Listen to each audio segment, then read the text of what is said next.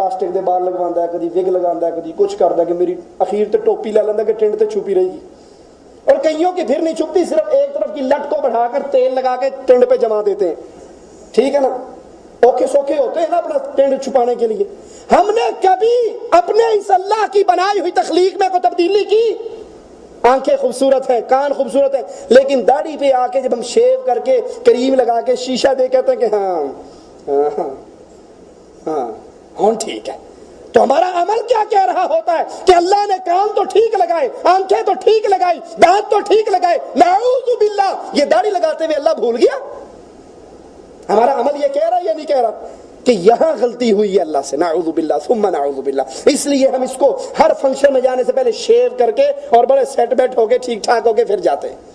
کیا یہ اللہ کی تخلیق میں تبدیلی نہیں؟ کیا اللہ سے بڑھ کر کوئی اور خالق ہے؟ ثم احسن صورکم, بہترین صورتیں پیدا کرنے والا تو اللہ, اور وہ اللہ ہے جس نے مردوں کے چہرے پہ داڑھی لگائی ہے. اور عورتوں کے چہرے پہ داڑھی دیکھی کبھی آپ نے؟ عورتوں کا چہرہ داڑھی کے بغیر, اور یہ شیو کر کر کے کیا بتاتے ہیں, داڑھی کو پیغام دیتے ہیں کہ بھول گئی تو آنا ادھر سیدھے آ ادھر کی, میں تو اور برادری کا, میں ان میں نہیں ہوں جن کے منہ پہ تو آتی ہے, میں دوسری پارٹی کا ہوں. وہ کہتی مجھے پتا ہے تو مرد ہے, میں نے تیرے ہی منہ پہ آنا ہے. یہ پھر شیو کر دیتا ہے وہ پھر آ جاتی ہے, یہ پھر شیو کر دیتا ہے وہ پھر آ جاتی ہے. رسول اللہ صلی اللہ علیہ وسلم نے فرمایا لعنت ہے اس مرد پر جو عورت کی مشابہت کرتا ہے. داڑھی کے بغیر چہرہ کس کا ہے؟ عورت کا. اچھا مثال دے کے سمجھا دوں, ادھر میاں صاحب سوئے ہوئے, ادھر بیگم صاحبہ سوئی ہوئی, بیچ میں بیٹا سویا ہوا, رات کے 12-1-2 بجے کا ٹائم, اندھیرا, دھوپ, لائٹیں بند, بچے کو لگی پیاس, بچہ اٹھ کے ماں کے منہ پہ ہاتھ پھیرتا ہے, وہ بھی صاف, پیو دے منہ پہ ہاتھ پھیر دیتے, وہ بھی صاف. پتر پریشان, میری ماں کیڑی میرا پیو کیڑا, ہے یا نہیں؟ اللہ کے لیے سوچئے, اللہ نے آپ کو مرد بنایا ہے, آپ عورت کیوں بنتے ہیں؟ داڑھی کے بغیر چہرہ عورت کا, مرد کا چہرہ اس کی داڑھی کے ساتھ ہے, اور ہم شیو کر کے کہتے ہیں میں اور بیگم بیٹھے ہوں تو بالکل برابر ایک پارٹی لگے. یہ اللہ کی تخلیق ہے, اور لا تبدیل لخلق اللہ, اللہ کی تخلیق میں تبدیلی کی فکر سب سے پہلے یہ سوچ شیطان کے دماغ میں آئی تھی. میری باتیں غلط ہو تو مجھے ٹوک دینا, مولوی صاحب غلط کہہ رہے ہو, اور اگر یہ اللہ اور اس کے رسول کے فرمان ہو تو پھر اس دل کو سمجھا لو. شیطان نے کہا تھا لَأَتَّخِذَنَّ مِنْ عِبَادِكَ نَصِيبًا مَفْرُوضًا, میں تیرے بندوں میں سے اپنا حصہ ضرور لوں گا. وَلَأُضِلَّنَّهُمْ, میں ان کو گمراہ کروں گا. وَلَأُمَنِّيَنَّهُمْ وَلَآمُرَنَّهُمْ, میں ان کے سامنے بڑے خوشنما باغات بنوں گا, میں ان کو حکم دوں گا. فَلَيُبَتِّكُنَّ آذَانَ الْأَنْعَامِ, یہ جانوروں کے کان کاٹیں گے. آپ نے اکثر دیکھا ہوگا کتوں کے کان کٹے ہوئے ہوتے ہیں, بھیڑ بکریوں کے کان کٹے ہوئے ہوتے ہیں, کان چیر دیتے ہیں. یہ حکم کس نے دیا تھا؟ یہ شیطان نے کہا تھا کہ میں ان کو حکم دوں گا, یہ جانوروں کے کان کاٹیں گے. وَلَآمُرَنَّهُمْ فَلَيُغَيِّرُنَّ خَلْقَ اللَّهِ, میں اپنے پیچھے چلنے والوں کو حکم دوں گا اے اللہ تیری بنائی ہوئی تخلیق کو یہ تبدیل کر ڈالیں گے. سوچئے, اللہ کے لیے سوچئے. ایک طرف شیطان کہہ رہا ہے میں اپنے پیچھے چلنے والوں کو حکم دوں گا یہ تیری بنائی ہوئی تخلیق کو بدلیں گے, اور مالک کیا کہتا ہے؟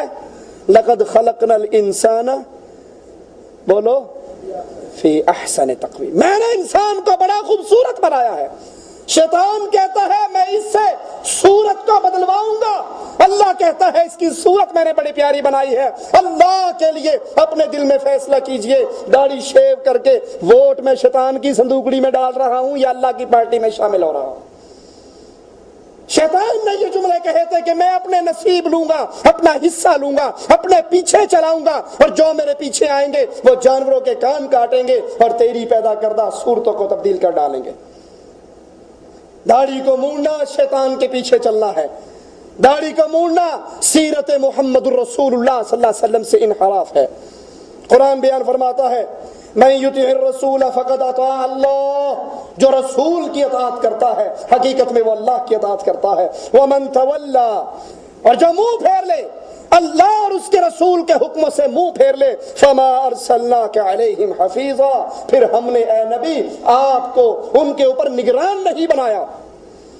آپ اپنا پیغام پہنچا دو، اپنے رب کی آیات پہنچا دو، جس نے آپ کی مانی وہ حقیقت میں اللہ کی مان رہا ہے، اور جو آپ کی نافرمانی کرتا ہے وہ حقیقت میں اللہ کا نافرمان ہے۔ آپ اس پہ نگران نہیں ہیں، پھر اس کا حساب اللہ پر ہے۔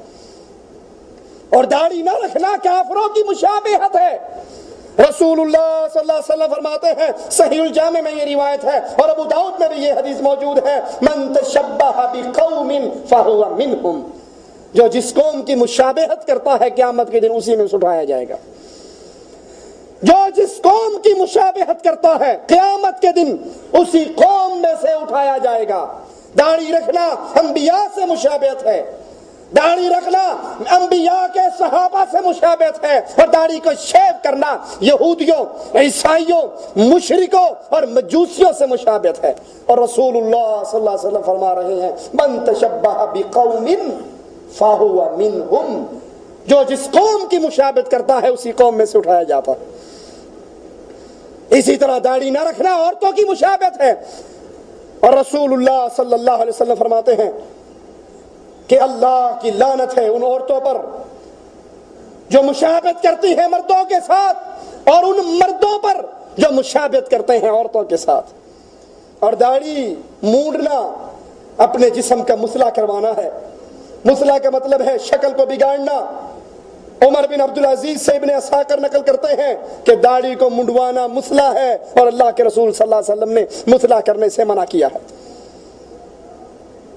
کچھ لوگ داڑھی کٹوانے کے کچھ دلیلیں دیتے ہیں، آئیے ذرا ایک دو دلیل وہ بھی دے کے اپنی بات ختم کرتے ہیں۔